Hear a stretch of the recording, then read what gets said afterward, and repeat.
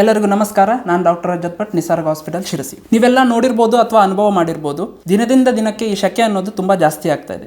ಅದರೊಟ್ಟಿಗೆ ನಮ್ಮ ಪರಿಸರದಲ್ಲಿರುವಂಥ ತಾಪಮಾನ ಇದೆ, ಅದು ಸಹ ಜಾಸ್ತಿ ಆಗ್ತಾ ಇದೆ. ರಾಜ್ಯದ ಹಲವಾರು ಜಿಲ್ಲೆಗಳಲ್ಲಿ ಆಲ್ರೆಡಿ ಒಂದು ಟೆಂಪರೇಚರ್ ಇದೆ more than 40 degree Celsius note ಆಗಿದೆ. ಆ್ಯಕ್ಚುಲ್ ಆಗಿ ನೋಡೋದಾದರೆ ಈ ಒಂದು ಬೇಸಿಗೆಗಾಲ ಏನಿದೆ, ಅಥವಾ ನಾವು ಆಯುರ್ವೇದದಲ್ಲಿ ಇದನ್ನು ಗ್ರೀಷ್ಮ ಋತು ಅಂತ ಹೇಳ್ತೀವಿ. ಈ ಒಂದು ಗ್ರೀಷ್ಮ ಋತು ಏನಿದೆ ಅದು ವಸಂತ ಋತು ಆದಮೇಲೆ ಬರಬೇಕು. ಅಂದರೆ ಅರೌಂಡ್ ಏಪ್ರಿಲ್ ಎಂಡಲ್ಲಿ ಅಥವಾ ಮೇಯ ಶುರುವಿನಲ್ಲಿ ಈ ಒಂದು ಗ್ರೀಷ್ಮ ಋತು ಶುರು ಆಗಬೇಕು. ಆದರೆ ನಾವು ಮಾಡುತ್ತಿರೋ ಒಂದು ಈ ಪರಿಸರ ಮಾಲಿನ್ಯ ಆಗಿರ್ಬೋದು ಅಥವಾ ಗಿಡ ಕಡಿಯುವಂಥದ್ದಾಗಿರ್ಬೋದು, ಈ ರೀತಿ ಹಲವಾರು ಕಾರಣಗಳಿಂದ ಈ ಒಂದು ಗ್ರೀಷ್ಮ ಋತು ಏನಿದೆ ಅದನ್ನು ನಾವು ಫೆಬ್ರವರಿ ಅಥವಾ ಈ ಒಂದು ಫೆಬ್ರವರಿ ಮಾರ್ಚಲ್ಲೇ ನಾವು ಅದನ್ನು ಅನುಭವ ಮಾಡ್ತಿದ್ದೀವಿ. ಸೊ ಅದಕ್ಕಾಗಿ ಈ ಒಂದು ಗ್ರೀಷ್ಮ ಋತುವಲ್ಲಿ ಅಂದರೆ ಬೇಸಿಗೆಗಾಲದಲ್ಲಿ ನಮ್ಮ ದೇಹದಲ್ಲಿ ಏನೆಲ್ಲ ವ್ಯತ್ಯಾಸ ಆಗುತ್ತೆ ಮತ್ತು ಏನೆಲ್ಲ ಸಮಸ್ಯೆಗಳು ಬರುತ್ತೆ ಮತ್ತು ಆ ಸಮಸ್ಯೆಗಳನ್ನು ತಡೆಗಟ್ಟಲಿಕ್ಕೆ ನಾವು ಏನೆಲ್ಲ ಮಾಡಬೇಕು ಅನ್ನೋದ್ರ ಬಗ್ಗೆ ನಾನಿವತ್ತು ನಿಮ್ಮ ಜೊತೆ ಶೇರ್ ಮಾಡ್ತೀನಿ. ಈ ಆಯುರ್ವೇದದಲ್ಲಿ ಮುಖ್ಯವಾಗಿ ಆರೋಗ್ಯವಾಗಿರಲಿಕ್ಕೆ ದಿನಚರ್ಯ, ಋತುಚರ್ಯ ಅಂತ 2 ಭಾಗದಲ್ಲಿ ಹೇಳಿದ್ದಾರೆ. ದಿನಚರ್ಯದ ಬಗ್ಗೆ ಆಲ್ರೆಡಿ ನಾನೊಂದು ವಿಡಿಯೋ ಮಾಡಿದ್ದೀನಿ. ಅದೇ ರೀತಿಯಾಗಿ ಋತುಚರ್ಯ ಏನಂತ ಹೇಳಿದರೆ ಯಾವ್ಯಾವ ಋತುವಲ್ಲಿ ಯಾವ್ಯಾವ ಸೀಸನಲ್ಲಿ ನಾವು ಏನು ಮಾಡಿದ್ರೆ ಆರೋಗ್ಯವಾಗಿರ್ತೀವಿ ಅಂತ ಹೇಳಿದ್ದಾರೆ. ಅದೇ ರೀತಿ ನೋಡೋದಾದರೆ ಈ ಗ್ರೀಷ್ಮ ಋತುವಲ್ಲಿ ಏನೆಲ್ಲ ಹೇಳಿದ್ದಾರೆ ಅಂತ ನೋಡೋದಾದರೆ, ಈ ಒಂದು ಬಿಸಿಲಿನ ತೀಕ್ಷ್ಣತೆಯಿಂದ ನಮ್ಮ ದೇಹದಲ್ಲಿರುವ ಕಫ ಅಂಶ ಏನಿದೆ ಅದು ತುಂಬ ಕಡಿಮೆ ಆಗುತ್ತೆ.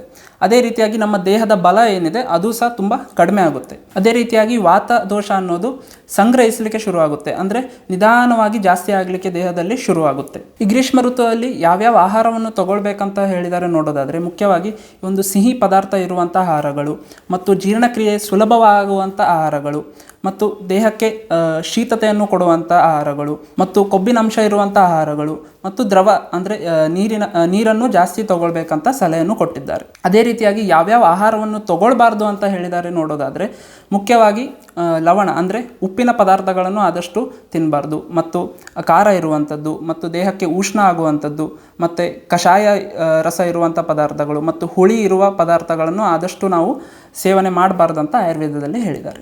ಈ ಗ್ರೀಷ್ಮ ಋತುವಲ್ಲಿ ಯಾವುದೆಲ್ಲ ಸಮಸ್ಯೆ ಆಗುತ್ತೆ ಅಂತ ನೋಡೋದಾದರೆ, ನಾವೆಲ್ಲ ಅನುಭವಿಸಿರ್ಬೋದು ತುಂಬ ಸುಸ್ತಾಗುವಂಥದ್ದು, ಅಥವಾ ಎಷ್ಟೇ ನೀರು ಕುಡಿದ್ರೂ ಎಷ್ಟೇ ಜ್ಯೂಸ್ ಕುಡಿದ್ರೂ ಸಹ ನಮಗೆ ಪದೇ ಪದೇ ದಾಹ ಆಗುವಂಥದ್ದು.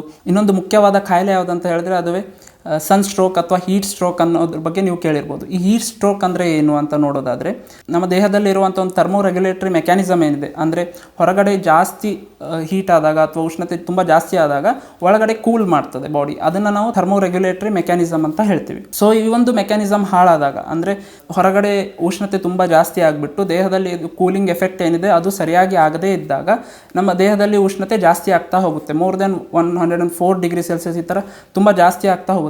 ಈ ರೀತಿ ಜಾಸ್ತಿ ಆದಾಗ ನಮ್ಮ ಬ್ರೇನ್ ಆಗಿರ್ಬೋದು ಅಥವಾ ಕಿಡ್ನಿ ಆಗಿರ್ಬೋದು, ಅದೇ ರೀತಿ ಹಾರ್ಟ್ ಆಗಿರ್ಬೋದು ಮತ್ತು ಮಸಲ್ಸ್ ಆಗಿರ್ಬೋದು, ಈ ಒಂದು ಆರ್ಗನ್ಸ್ ಏನಿದೆ ಇದಕ್ಕೆ ಡ್ಯಾಮೇಜ್ ಆಗುವ ಸಾಧ್ಯತೆ ಇರುತ್ತೆ. ಅದಕ್ಕೆ ಇದನ್ನು ನಾವು ಹೀಟ್ ಸ್ಟ್ರೋಕ್ ಅಥವಾ ಸನ್ ಸ್ಟ್ರೋಕ್ ಅಂತ ಹೇಳ್ತೀವಿ. ಈ ಒಂದು ಹೀಟ್ ಸ್ಟ್ರೋಕ್ ಆದಾಗ ನಮಗೆ ಏನೆಲ್ಲ ಲಕ್ಷಣಗಳು ಕಾಣಿಸುತ್ತೆ ಅಂತ ನೋಡೋದಾದ್ರೆ, ಮುಖ್ಯವಾಗಿ ಮೈಯೆಲ್ಲ ಬಿಸಿ ಆಗುವಂಥದ್ದು, ಮುಟ್ಟಿದ್ರೆ ತುಂಬ ಚರ್ಮವನ್ನು ಮುಟ್ಟಿದ್ರೆ ತುಂಬ ಬಿಸಿ ಬಿಸಿ ಆಗುವಂಥದ್ದು ಮತ್ತು ಚರ್ಮ ಫುಲ್ ಡ್ರೈ ಆಗುವಂಥದ್ದು, ವಾಂತಿ ಆಗುವಂಥದ್ದು ಇರ್ಬೋದು ಅಥವಾ ವಾಂತಿ ಬಂದಾಗ ಆಗ್ಬೋದು, ಮತ್ತು ಅದೇ ರೀತಿಯಾಗಿ ತಲೆ ಸುತ್ತುವಂಥದ್ದಾಗ್ಬೋದು ಮತ್ತು ಕನ್ಫ್ಯೂಸ್ ಆಗುವಂಥದ್ದು, ಅಂದರೆ ಏನೋ ಒಂದು ಕೆಲಸ ಮಾಡಲಿಕ್ಕೆ ಆಗದೇ ಇದ್ದು ಏನು ಮಾಡ್ತಿದ್ದೀನಿ ಅಂತಲೂ ಸಹ ಗೊತ್ತಾಗದೇ ಇರುವಂಥದ್ದು ಮತ್ತು ತುಂಬ ಇರಿಟೇಟ್ ಆಗುವಂಥದ್ದು ಆಗ್ಬೋದು.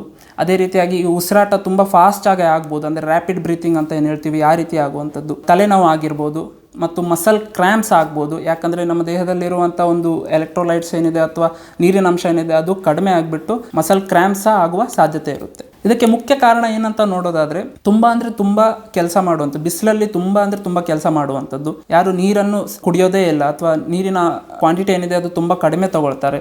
ಅದೇ ರೀತಿಯಾಗಿ ಯಾರು ತುಂಬ ದಪ್ಪವಾದ ಬಟ್ಟೆಯನ್ನು, ಅಂದರೆ ಈ ಒಂದು ಸ್ವೆಟರ್ ರೀತಿಯ ಬಟ್ಟೆಗಳನ್ನು ಧರಿಸ್ತಾರೆ, ಅವರಿಗೂ ಸಹ ಈ ಒಂದು ಥರ್ಮೋ ರೆಗ್ಯುಲೇಟರಿ ಮೆಕ್ಯಾನಿಸಮ್ ಇದೆ ಅದು ಸರಿಯಾಗಿ ಆಗಲ್ಲ.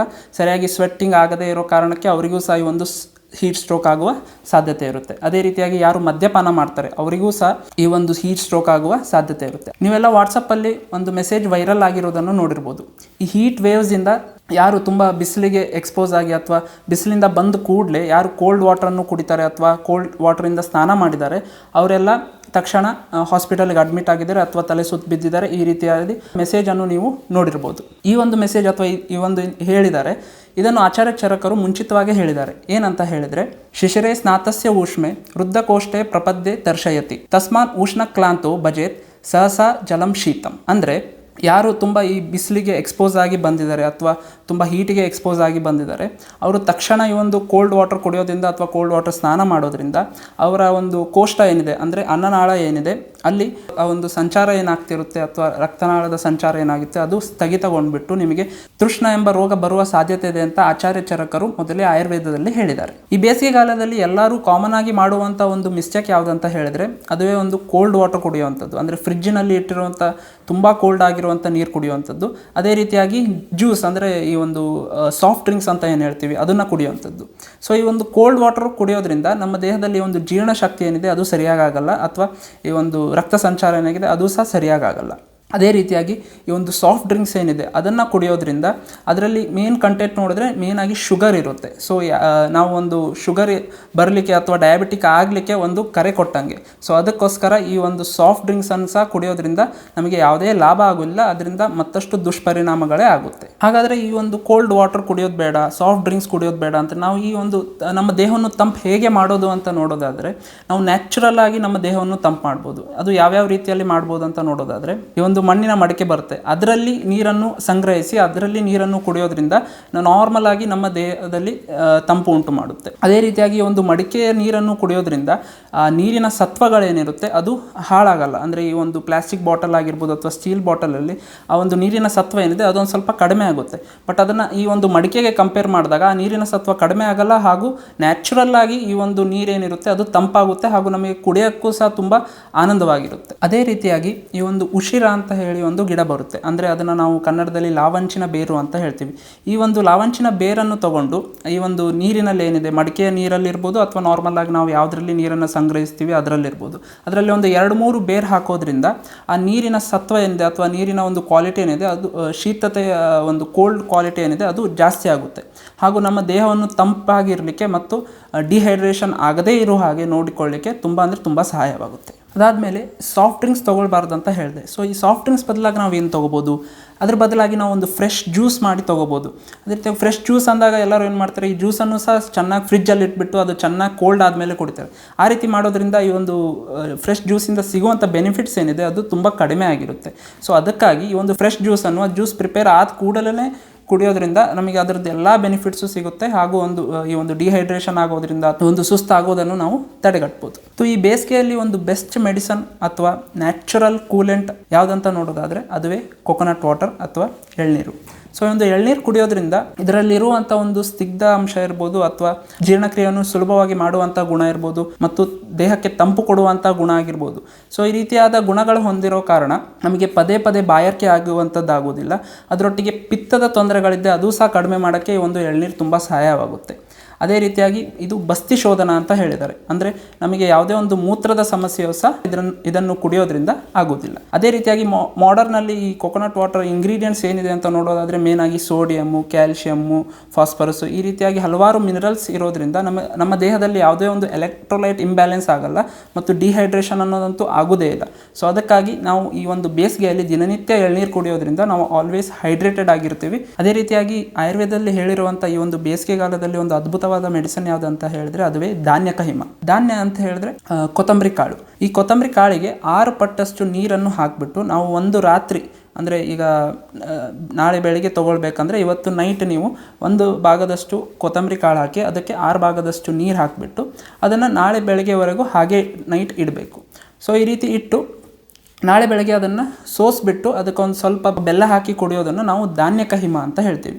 ಸೊ ಈ ಒಂದು ಧಾನ್ಯಕ ಹಿಮವನ್ನು ಬೆಳಗ್ಗೆ ಖಾಲಿ ಹೊಟ್ಟೆಯಲ್ಲಿ ಕುಡಿಯೋದ್ರಿಂದ ನಮ್ಮ ದೇಹ ಯಾವಾಗಲೂ ತಂಪಾಗಿರುತ್ತೆ ಮತ್ತು ಒಂದು ಕಂಪ್ಲೀಟ್ ಬಾಡಿ ಡಿಟಾಕ್ಸ್ ಆಗುತ್ತೆ. ಅದರೊಟ್ಟಿಗೆ ಯಾರಿಗೆ ತುಂಬ ಅಂದರೆ ತುಂಬ ಸ್ವೆಟ್ಟಿಂಗ್ ಆಗುವಂಥದ್ದು ಅಥವಾ ಕೈಕಾಲುಗಳು ಮಾತ್ರ ಅಂದರೆ ಬೆರಳಲ್ಲಿ ಅಥವಾ ಪಾದದಲ್ಲಿ ತುಂಬ ಸ್ವೆಟ್ಟಿಂಗ್ ಆಗುವಂಥದ್ದು ಮತ್ತು ಯಾರಿಗೆ ಹೊಟ್ಟೆಯಲ್ಲಿ ತುಂಬ ಉರಿ ಆಗುವಂಥದ್ದು ಅಥವಾ ತುಂಬ ಪದೇ ನೀರು ಕುಡಿಬೇಕು ಅನಿಸುವಂಥದ್ದು ಈ ರೀತಿಯ ಸಮಸ್ಯೆಗಳಿಗೆ ಈ ಒಂದು ಧಾನ್ಯಕ ಹಿಮ ಏನಿದೆ ತುಂಬ ಅಂದರೆ ತುಂಬ ಸಹಾಯವಾಗುತ್ತೆ. ಅದಾದಮೇಲೆ ಇಕ್ಷು ರಸ ಅಂದರೆ ಕಬ್ಬಿನ ಹಾಲು. ಸೊ ಈ ಒಂದು ಕಬ್ಬಿನ ಹಾಲು ಕುಡಿಯೋದ್ರಿಂದಲೂ ಸಹ ನಮ್ಮ ದೇಹದಲ್ಲಿ ಕಫ ಅನ್ನೋದು ತುಂಬ ಜಾಸ್ತಿ ಆಗುತ್ತೆ. ಯಾಕಂದರೆ ಈ ಒಂದು ಕಬ್ಬಿನ ಹಾಲಲ್ಲಿ ಶೀತದ ಅಂಶ ತುಂಬ ಜಾಸ್ತಿ ಇರುತ್ತೆ. ಆದ ಕಾರಣ ನಮ್ಮ ದೇಹದಲ್ಲಿ ಈ ಒಂದು ಕಫ ಅನ್ನೋದು ಜಾಸ್ತಿ ಆಗಿಬಿಟ್ಟು ನಮಗೆ ಬಲ ಬರಲಿಕ್ಕೆ ಹಾಗೂ ಬಲವನ್ನು ಕಡಿಮೆ ಆಗದೇ ಇರುವಾಗೆ ನೋಡಿಕೊಳ್ಳಲಿಕ್ಕೆ ಈ ಒಂದು ಕಬ್ಬಿನ ಹಾಲು ಏನಿದೆ ತುಂಬ ಅಂದರೆ ತುಂಬ ಸಹಾಯವಾಗುತ್ತೆ. ಅದೇ ರೀತಿಯಾಗಿ ನಾವು ದಿನನಿತ್ಯ ಹಾಲು, ತುಪ್ಪ, ಬೆಣ್ಣೆ ಇದನ್ನು ತಗೊಳ್ಳೋದ್ರಿಂದ ಸಹ ನಮಗೆ ಬಲವನ್ನು ಕಡಿಮೆ ಆಗದೇ ಇರುವ ಹಾಗೆ ಬಲವನ್ನು ಮೇಂಟೈನ್ ಮಾಡಲಿಕ್ಕೆ ತುಂಬ ಸಹಾಯ ಆಗುತ್ತೆ. ಅದರೊಟ್ಟಿಗೆ ನಮ್ಮ ಡೈಜೆಷನ್ ಏನಿದೆ ಅಂದರೆ ನಮ್ಮ ಅಗ್ನಿ ಏನಿದೆ ಅಂದರೆ ಏನು ಡೈಜೆಸ್ಟಿವ್ ಫೈರ್ ಅಂದರೆ ಜೀರ್ಣ ಶಕ್ತಿ ಏನಿದೆ ಅದು ಸಹ ಮೇಂಟೈನ್ ಆಗಿ ಚೆನ್ನಾಗಾಗಲಿಕ್ಕೆ ತುಂಬ ಸಹಾಯವಾಗುತ್ತೆ. ಅದೇ ರೀತಿಯಾಗಿ ಈ ತರಕಾರಿಗಳಲ್ಲಿ ನೋಡೋದಾದರೆ ಈ ಬೂದ್ ಕುಂಬಳಕಾಯಿ ತೊಗೊಳ್ಳೋದ್ರಿಂದ ನಮಗೆ ತುಂಬ ಲಾಭ ಇದೆ. ಏನಂತ ನೋಡೋದಾದರೆ ಈ ಬೂದ್ ಕುಂಬಳಕಾಯಿ ಜ್ಯೂಸ್ ಅಥವಾ ಬೂದ್ ಕುಂಬಳಕಾಯಿಯನ್ನು ತೊಗೊಳ್ಳೋದ್ರಿಂದ ನಮ್ಮ ದೇಹದಲ್ಲಿರುವ ಒಂದು ಪಿತ್ತ ಏನಿದೆ ಅದು ಕಡಿಮೆ ಆಗಿಬಿಟ್ಟು ನಮ್ಮ ದೇಹವನ್ನು ತಂಪು ಮಾಡಲಿಕ್ಕೆ ತುಂಬ ಸಹಾಯವಾಗುತ್ತೆ. ಅದೇ ರೀತಿಯಾಗಿ ನಮ್ಮ ದೇಹದ ಬಲ ಏನಿದೆ ಅಥವಾ ನಮ್ಮ ದೇಹದ ಶಕ್ತಿ ಏನಿದೆ ಅದನ್ನು ಜಾಸ್ತಿ ಮಾಡಲಿಕ್ಕೆ ಈ ಒಂದು ಬೂದ್ ಕುಂಬಳಕಾಯಿ ತುಂಬ ಸಹಾಯ ಆಗುತ್ತೆ. ಮತ್ತು ನಮಗೆ ಯಾವುದೇ ರೀತಿಯ ಒಂದು ಮೂತ್ರದ ಸಮಸ್ಯೆ ಬರದೇ ಇರುವ ಹಾಗೆ ಮತ್ತು ಜೀರ್ಣಕ್ರಿಯೆಯನ್ನು ಜಾಸ್ತಿ ಮಾಡುವಂಥದ್ದು ಮತ್ತು ನಮಗೆ ಈ ಒಂದು ಪದೇ ಪದೇ ಬಾಯಾರಿಕೆ ಆಗುವ ಸಮಸ್ಯೆಗೂ ಸಹ ಈ ಒಂದು ಬೂದ್ ಕುಂಬಳಕಾಯಿಯನ್ನು ತಗೊಳ್ಳೋದ್ರಿಂದ ತುಂಬನೇ ಸಹಾಯವಾಗುತ್ತೆ. ಈ ಹಣ್ಣುಗಳಲ್ಲಿ ನೋಡೋದಾದರೆ ಈ ಚಿಕ್ಕು ಹಣ್ಣನ್ನು ಸೇವಿಸೋದ್ರಿಂದ ನಮ್ಮ ದೇಹದಲ್ಲಿ ಶೀತ ಗುಣ ಏನಿದೆ ಅದನ್ನು ಜಾಸ್ತಿ ಮಾಡಲಿಕ್ಕೆ ಸಹಾಯ ಆಗುತ್ತೆ. ಮತ್ತು ಈ ಒಂದು ಚಿಕ್ಕು ಹಣ್ಣು ಏನಿದೆ ಅದು ಈಸಿಯಾಗಿ ಡೈಜೆಸ್ಟ್ ಆಗುತ್ತೆ, ಅಂದರೆ ನಮ್ಮ ಜೀರ್ಣಕ್ರಿಯೆಗೆ ತುಂಬ ಸುಲಭವಾಗುತ್ತೆ.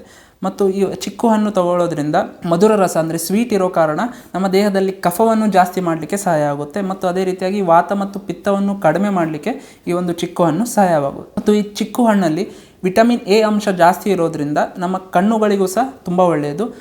ಅದೇ ರೀತಿಯಾಗಿ ಇದರಲ್ಲಿ ಫೈಬರ್ ಕಂಟೆಂಟ್ ತುಂಬ ಇರೋ ಕಾರಣ ನಮಗೆ ಒಂದು ಮೋಷನ್ನಿನ ತೊಂದರೆ ಅಥವಾ ಮಲಬದ್ಧತೆ ತೊಂದರೆ ಅದಕ್ಕೂ ಸಹ ಈ ಒಂದು ಚಿಕ್ಕು ಹಣ್ಣು ತುಂಬ ಸಹಾಯ ಆಗುತ್ತೆ. ಮತ್ತು ಎರಡನೇದಾಗಿ ಕಲ್ಲಂಗಡಿ ಹಣ್ಣು. ಸೊ ಈ ಒಂದು ಕಲ್ಲಂಗಡಿ ಹಣ್ಣನ್ನು ತಗೊಳ್ಳೋದ್ರಿಂದ ನಮ್ಮ ದೇಹಕ್ಕೆ ಶೀತತೆಯನ್ನು ಉಂಟು ಮಾಡುತ್ತೆ. ಇದನ್ನು ಆಯುರ್ವೇದದಲ್ಲಿ ಬಲ್ಯ ಹಾಗೂ ಪುಷ್ಟಿವರ್ಧನ ಮತ್ತು ವೀರ್ಯವಿವರ್ಧನ ಅಂತ ಹೇಳಿದ್ದಾರೆ. ಅಂದರೆ ನಮ್ಮ ದೇಹಕ್ಕೆ ಬಲವನ್ನು ಕೊಡುತ್ತೆ ಮತ್ತು ದೇಹದಲ್ಲಿರುವ ಧಾತುಗಳನ್ನು ಪೋಷಣೆ ಮಾಡುತ್ತೆ. ಅದೇ ರೀತಿಯಾಗಿ ನಮ್ಮ ಒಂದು ವೀರ್ಯ ಏನಿದೆ ಅಂದರೆ ಸ್ಪರ್ಮ್ ಕೌಂಟ್ ಏನಿದೆ ಅದನ್ನೂ ಜಾಸ್ತಿ ಮಾಡಲಿಕ್ಕೆ ಈ ಒಂದು ಕಲ್ಲಂಗಡಿ ಹಣ್ಣು ತುಂಬ ಸಹಾಯವಾಗುತ್ತೆ. ಅದಾದಮೇಲೆ ಮೂರನೇದು ಕರ್ಬೂಜ, ಅಂದರೆ ನಾವೇನು ಮಸ್ಕ್ ಮೆಲನ್ ಅಂತ ಹೇಳ್ತೀವಿ. ಸೊ ಇದನ್ನು ತಗೊಳ್ಳೋದ್ರಿಂದ ಸಹ ನಮ್ಮ ದೇಹದಲ್ಲಿ ಶೀತತೆ ಉಂಟಾಗುತ್ತೆ. ಅದೇ ರೀತಿಯಾಗಿ ಇದನ್ನು ಕೋಷ್ಠ ಶುದ್ಧೀಕರ ಅಂತ ಹೇಳಿದ್ದಾರೆ, ಅಂದರೆ ನಮ್ಮ ಕಂಪ್ಲೀಟ್ ಏನು ಡೈಜೆಸ್ಟಿವ್ ಸಿಸ್ಟಮ್ ಇದೆ ಅದನ್ನು ಶುದ್ಧವಾಗಿ ಮಾಡುತ್ತೆ. ಅದೇ ರೀತಿಯಾಗಿ ನಮ್ಮ ದೇಹಕ್ಕೆ ಬಲನೂ ಸಹ ಕೊಡಲಿಕ್ಕೆ ಈ ಒಂದು ಕರ್ಬೂಜ ಏನಿದೆ ಅಥವಾ ಮಸ್ಕ್ ಮೆಲನ್ ಏನಿದೆ ತುಂಬ ಸಹಾಯವಾಗಿದೆ. ಅದಾದಮೇಲೆ ನಾಲ್ಕನೇದು ಸೀತಾಫಲ. ಸೊ ಸೀತಾಫಲ ತಗೊಳ್ಳೋದ್ರಿಂದ ಸಹ ನಮ್ಮ ದೇಹದಲ್ಲಿ ಬಲವನ್ನು ಜಾಸ್ತಿ ಮಾಡುತ್ತೆ ಮತ್ತು ಕಫವನ್ನು ಜಾಸ್ತಿ ಮಾಡುತ್ತೆ. ಅದೇ ರೀತಿಯಾಗಿ ದೇಹಕ್ಕೆ ಶೀತತೆಯನ್ನು ಕೊಟ್ಟು ವಾತವನ್ನು ಕಡಿಮೆ ಮಾಡಲಿಕ್ಕೆ ಈ ಒಂದು ಸೀತಾಫಲ ತುಂಬ ಸಹಾಯಕವಾಗಿದೆ. ಅದಾದಮೇಲೆ ಐದನೇದು ಮಾವಿನ ಹಣ್ಣು. ಎಲ್ಲರ ಫೇವ್ರೇಟ್ ಹಾಗೂ ಎಲ್ಲರಿಗೂ ತುಂಬ ಇಷ್ಟ ಆಗುವಂಥ ಒಂದು ಹಣ್ಣು ಅಂದರೆ ಅದೇ ಮಾವಿನ ಹಣ್ಣು. ಸೊ ಈ ಒಂದು ಮಾವಿನ ಹಣ್ಣು ತಗೊಳ್ಳೋದ್ರಿಂದ ಸಹ ನಮ್ಮ ದೇಹದಲ್ಲಿ ತಂಪನ್ನು ಉಂಟು ಮಾಡುತ್ತೆ ಹಾಗೂ ಬಲವನ್ನು ಕೊಡಲಿಕ್ಕೂ ಈ ಒಂದು ಮಾವಿನ ಹಣ್ಣು ತುಂಬ ಸಹಾಯವಾಗಿದೆ. ಅದೇ ರೀತಿಯಾಗಿ ಈ ಮಾವಿನ ಹಣ್ಣು ತಗೊಳ್ಳುವಾಗ ಒಂದು ನೆನಪಿಟ್ಟುಕೋಬೇಕಾಗಿರುವಂಥ ಸಂಗತಿ ಏನಂದರೆ ಹುಳಿಯಾದ ಮಾವಿನ ಹಣ್ಣು ಆದಷ್ಟು ಸೇವನೆ ಮಾಡಬಾರ್ದು. ಯಾಕಂದರೆ ಹುಳಿಯಾದ ಮಾವಿನ ಹಣ್ಣು ತಿನ್ನೋದ್ರಿಂದ ನಾನು ಹೇಳಿರುವಂಥ ಯಾವುದೇ ಒಂದು ಬೆನಿಫಿಟ್ಸ್ ಏನಿದೆ ಅದು ಸಿಗಲ್ಲ. ಅದಕ್ಕಾಗಿ ಆದಷ್ಟು ಸಿಹಿಯಾದ ಮಾವಿನ ಹಣ್ಣು ತಿನ್ನೋದ್ರಿಂದ ನಾನು ಹೇಳಿರುವಂಥ ಎಲ್ಲ ಲಾಭಗಳು ಸಿಗುತ್ತೆ. ಆಯುರ್ವೇದದಲ್ಲಿ ಈ ಗ್ರೀಷ್ಮ ಋತುವಲ್ಲಿ ಆದಷ್ಟು ನಾವು ಫಿಸಿಕಲ್ ಆ್ಯಕ್ಟಿವಿಟಿಯನ್ನು ಆದಷ್ಟು ಮಾಡಬಾರ್ದು ಅಂತ ಹೇಳಿದ್ದಾರೆ. ಅಂದರೆ ಎಕ್ಸಸೈಸ್ ಆಗಿರ್ಬೋದು ಅಥವಾ ಒಂದು ಫಿಸಿಕಲ್ ಬೇರೆ ಆ್ಯಕ್ಟಿವಿಟಿ ಆಗಿರ್ಬೋದು, ಇದನ್ನು ಆದಷ್ಟು ಕಡಿಮೆ ಮಾಡಲಿಕ್ಕೆ ಹೇಳಿದ್ದಾರೆ. ಯಾಕಂದರೆ ಈ ಒಂದು ಗ್ರೀಷ್ಮ ಋತುವಲ್ಲಿ ನಮ್ಮ ಬಲ ಏನಿದೆ ಅದು ತುಂಬ ಕಡಿಮೆ ಆಗಿರುತ್ತೆ. ಮತ್ತು ಈ ಒಂದು ಬೇಸಿಗೆಗಾಲದಲ್ಲಿ ನಾವು ಈ ಬಿಸಿಲಿನ ಕಿರಣಗಳಿಗೆ ಆದಷ್ಟು ಎಕ್ಸ್ಪೋಸ್ ಆಗಬಾರ್ದು ಅಂತಲೂ ಹೇಳಿದ್ದಾರೆ. ಅದೇ ರೀತಿಯಾಗಿ ಆದಷ್ಟು ಮರದ ಕೆಳಗಡೆ, ಅಂದರೆ ಉದ್ದ ಮರದ ಕೆಳಗಡೆ ಎಲ್ಲಿ ಈ ಒಂದು ಸೂರ್ಯನ ಕಿರಣಗಳು ಕೆಳಗಡೆ ಬರದೇ ಇರುವ ಹಾಗೆ ತಡೆಗಟ್ಟುತ್ತೆ ಆ ರೀತಿಯ ಮರಗಳ ಕೆಳಗಡೆ ನಡಿಲಿಕ್ಕೆ ಸಲಹೆಯನ್ನು ಕೊಟ್ಟಿದ್ದಾರೆ. ಅದೇ ರೀತಿಯಾಗಿ ಈ ಒಂದು ರಾತ್ರಿ ಹೊತ್ತಿನಲ್ಲಿ ಟೆರೆಸ್ಸಿನ ಮೇಲೆ ಚಂದ್ರನನ್ನು ನೋಡುತ್ತಾ ಮಲಗಬೇಕಂತ ಹೇಳಿದ್ದಾರೆ. ಈ ರೀತಿ ಯಾಕೆ ಹೇಳಿದ್ದಾರೆ ಅಂತ ನೋಡೋದಾದರೆ ನಾವು ಎಷ್ಟೇ ಕೂಲರ್ ಬಳಸ್ಬೋದು ಅಥವಾ ಎಷ್ಟೇ AC ಕೆಳಗಡೆ ಮಲಗ್ಬೋದು, ಬಟ್ ಈ ಒಂದು ಟೆರೆಸ್ಸಿನ ಮೇಲೆ ಒಂದು ಚಂದ್ರನನ್ನು ಫೇಸ್ ಮಾಡ್ತಾ ಮಲಗುವ ಒಂದು ಆನಂದವೇ ಬೇರೆ ಇರುತ್ತೆ. ಅದಕ್ಕಾಗಿ ಆಯುರ್ವೇದದಲ್ಲಿ ಈ ಥರದ ಒಂದು ಸಲಹೆಯನ್ನು ಕೊಟ್ಟಿದ್ದಾರೆ. ಅದೇ ರೀತಿಯಾಗಿ ಈ ರಾತ್ರಿ ಹೊತ್ತಿನಲ್ಲಿ ಈ ಗಂಧದ ಲೇಪ ಏನಿರುತ್ತೆ ಅದನ್ನು ಹಚ್ಚಿಕೊಂಡು ಮಲಗಬೇಕಂತ ಸಲಹೆ ಕೊಟ್ಟಿದ್ದಾರೆ. ಮತ್ತು ನಾವು ಯಾವುದೇ ರೀತಿಯ ಈ ಒಂದು ಲೈಂಗಿಕ ಕ್ರಿಯೆಗಳಲ್ಲಿ ಈ ಒಂದು ಗ್ರೀಷ್ಮ ಋತುವಲ್ಲಿ ನಾವು ಇನ್ವಾಲ್ವ್ ಆಗಬಾರ್ದು ಅಂತ ಹೇಳಿದ್ದಾರೆ. ಮತ್ತು ಆದಷ್ಟು ನಾವು ತೆಳ್ಳಗಿರುವ ಬಟ್ಟೆ ಮತ್ತು ತುಂಬ ಲೈಟ್ ಕಲರ್ ಆಗಿರುವಂಥ ಒಂದು ಬಟ್ಟೆಗಳನ್ನು ಆದಷ್ಟು ಧರಿಸಬೇಕಂತ ಆಯುರ್ವೇದದಲ್ಲಿ ಸಲಹೆಯನ್ನು ಕೊಟ್ಟಿದ್ದಾರೆ. ಈ ರೀತಿಯಾಗಿ ಈ ಒಂದು ಗ್ರೀಷ್ಮ ಋತುವಲ್ಲಿ ನಾನು ಹೇಳಿರುವಂಥ ಸಲಹೆಗಳನ್ನೆಲ್ಲ ಪಾಲನೆ ಮಾಡಿ ಆದಷ್ಟು ಎಲ್ಲರೂ ಆರೋಗ್ಯವಾಗಿರಿ ಅಂತ ಹೇಳ್ತಾ ಧನ್ಯವಾದಗಳು.